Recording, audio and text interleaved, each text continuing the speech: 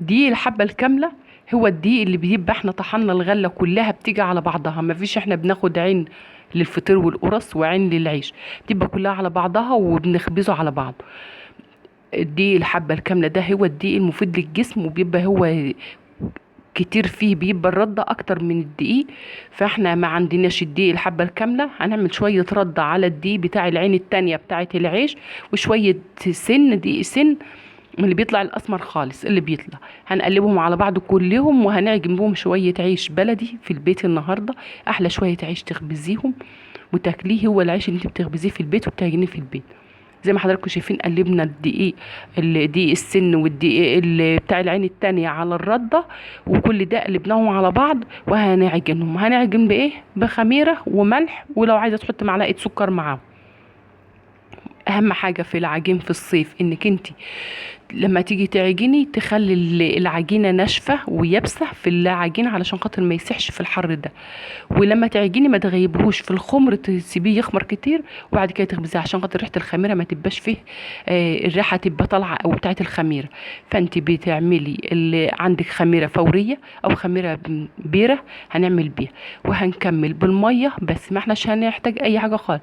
لو انت عايزاه يبقى هين في الاكل وما يبقاش يندغ في الاكل، حط شوية زيت معاه، حط شوية زيت صغيرين كده بيخليه هين في الأكل وما بيندخش في الأكل وانت بتاكلي. هتعملي العيش ده، هتعجيني الدقيق زي ما حضراتكم شايفين العجينة سمرة، هو شكله أسمر بس بيبقى مفيد للجسم احسن من الدقيق الابيض. احنا بنقول الدقيق الحبه الكامله هو حلو للجسم، بس برضو احنا بنعجن الفطير وبنعجن القرص من الدقيق العادي، والحمد لله ما فيش لا سرطانات ولا حاجه علشان احنا عاملينه في البيت. انما اللي بيجي من بره انت ما انتش عارفه هو حاطط ايه في العجين، او محسن الخبيز اللي بيعملوا بيه ده مكوناته ايه اللي في، فبيبقى ما احناش مطمنين للي جاي من بره. فاحنا بنعمل حاجه في البيت احسن من اللي بيجي من بره بكتير. زي ما حضراتكم شايفين عجناه وخلصنا، هنختمه كده بشويه، قابل لي بس ايدي بميه كده واختمه، بس انت مجمده العجينه علشان خاطر احنا في الصيف فيها عجين بيبقى له عرق، لو عملتيه شويه ميه قل شويه ميه بيظبط معاك. انما في عجين بتعمليه وتنشفيه وبرده بيسيح منك، فانت عشان خاطر ما يسيحش منك هتقرصي اول باول على قد ما الخبيز بتقرصي. يعني ممكن تبقى واحده قاعده للتقريص بس، تدي لهم كده تقرص وتدي للي بيخبزهم على طول عشان خاطر يعرفوا يفردوا العيش بدل ما العيش يتقطع منه. لان العيش اللي بيسيح ده اللي بيسيح بيبقى العجين بتاعه بيتقطع وانت بتفردي، فبتطلعي من المكنه حتى ما تعرفش تطلعي من المكنه بيتقطع منه. انما لو تقرصي وتاخدي منه وتخبزي على طول بتعرفي تفرديه وتعملي الرغيف زي ما انت عايزه.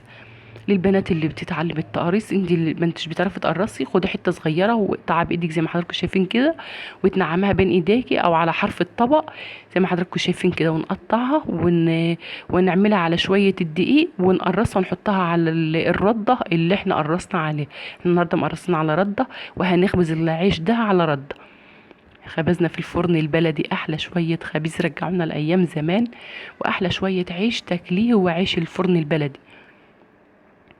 العيش انت بتطلعيه عايزاه طري، بتطلعي دوب بس في البقعه الصفرا كده، وتطلعي تحطيه في قماشه نظيفه وتغطيه لحد ما تخلصي تمسحيه وتحطيه في الاكياس، تحطيه في الفريزر.